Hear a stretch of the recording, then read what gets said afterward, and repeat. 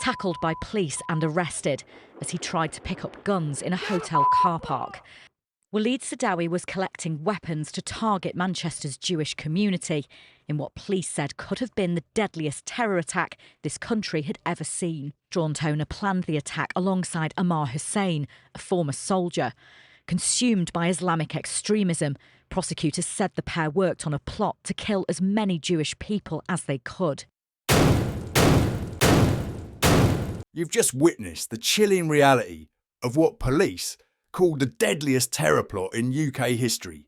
Now, one member of Parliament finally breaks ranks to deliver the forbidden mask-off truth about the elite's refusal to fight this threat. It's time to expose the total shambles of soft Britain.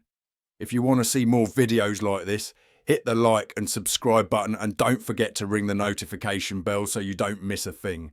Now let's watch this together and then I'll share my thoughts at the end. This story is enormous and we await for the sentencing of these two men, fanatics inspired by the Bataclan tragedy and Islamic State. Well, I don't know what about you, Johnny, but I think at the end of the day, we've seen more and more of this as we've seen, if you like, communities who haven't integrated within our Christian culture. And I think what you've got to remember is that Islam is a much more aggressive religion than many others.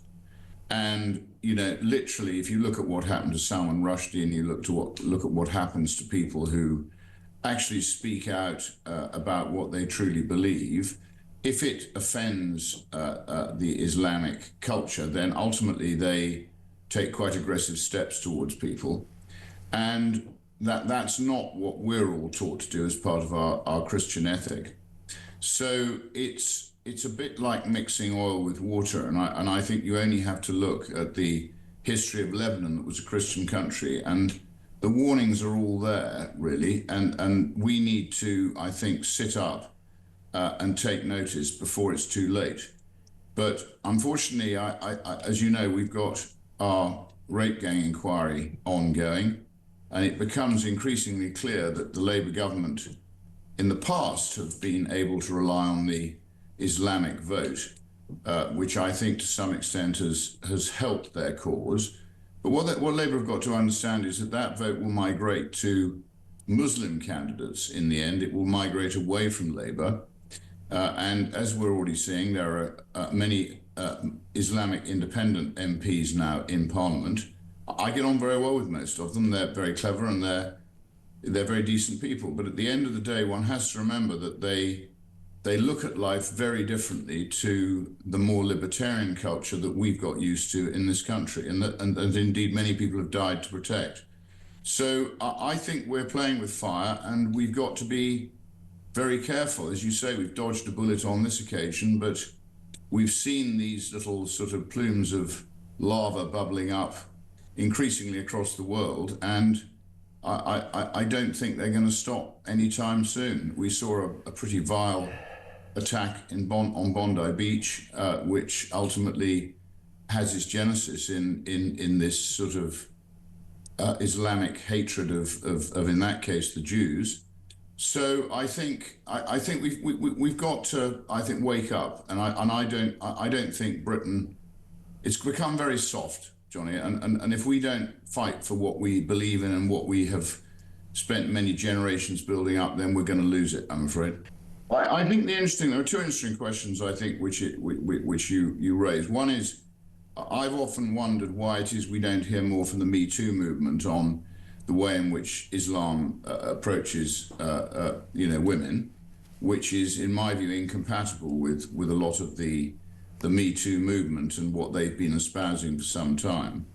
And the second thing I find extraordinary is that the Muslim elders who have to some extent integrated don't speak up to a far greater extent about this Islamic extremism, which ultimately is the cause of the problem.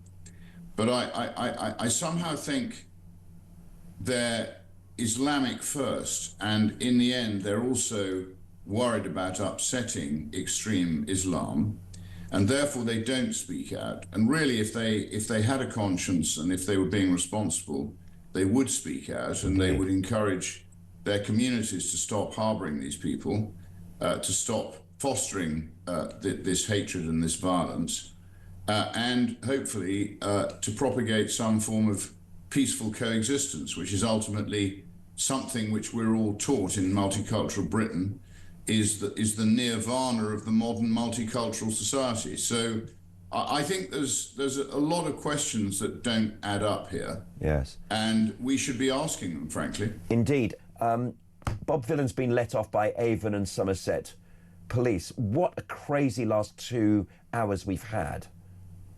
Well, I had a Christmas message today from Lucy Connolly. As you probably know, I've tried to help her. I think what happened to her was a disgrace. I think it sums up everything that's wrong. And it was interesting now that the police are suggesting that these non-crime hate incidents are actually not only wasting a lot of their time, but we'd be better off without them. Yes. You know, and you see these bizarre situations like this character, Bobby Violin, whoever he is. I hadn't heard of him until. Well, it's like a play on words of Bob Dylan. I don't like his music. I thought it was pretty awful. I thought what he said was even worse.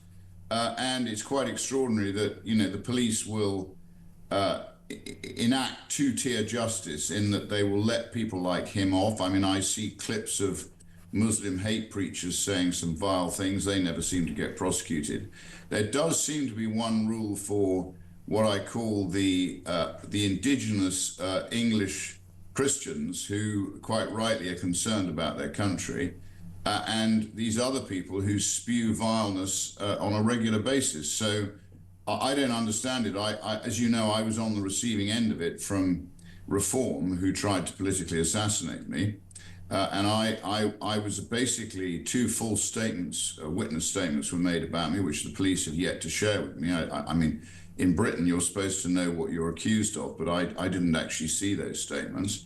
I was accused of having early onset dementia, and it seems that we live in a country now where the law has been trivialized, and it's being enacted or it's being implemented in a way which is not totally even-handed. So, and I think this situation is another example of it. And you know, the BBC they weren't held to account for allowing this to be broadcast. They must have known more or less what was coming. Yeah. So look, I think most of the problems come from the left now. I don't think the majority of Britain is right-wing. It's tarred as being right-wing because the majority of the establishment has gone so far left. I think the majority of us are just decent, logical, common sense people who want to see common sense continue. When I was being brought up, Britain made sense.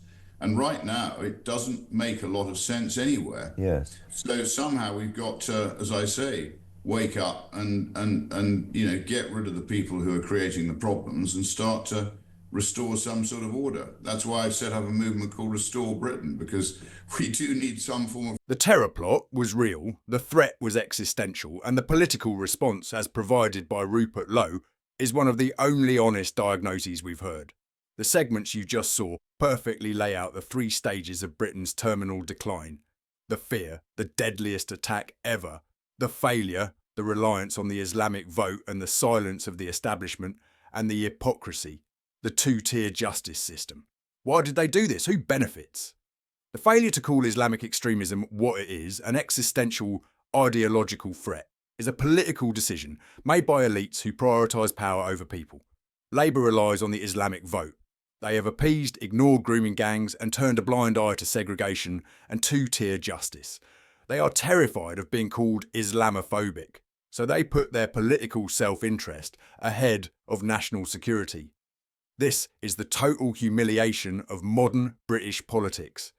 When you have one set of rules for the indigenous British people, like Lucy Connolly being jailed over a single tweet, and another for aggressive hate preachers like Bobby Violin, you do not have a country. You have a sham, a high-trust society in terminal decline where justice is a weapon used by a soft state. Britain has gone soft. And the only way to reverse it is to demand that our politicians wake up, stop chasing the vote, and put the safety and values of this country first. We need a movement of common sense to restore Britain. Do you agree with Rupert Lowe that the police and courts operate a two-tier justice system against ordinary Britons?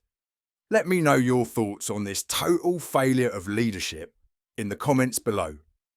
If you want to see more videos like this, hit the like and subscribe button and don't forget to ring the notification bell so you don't miss a thing.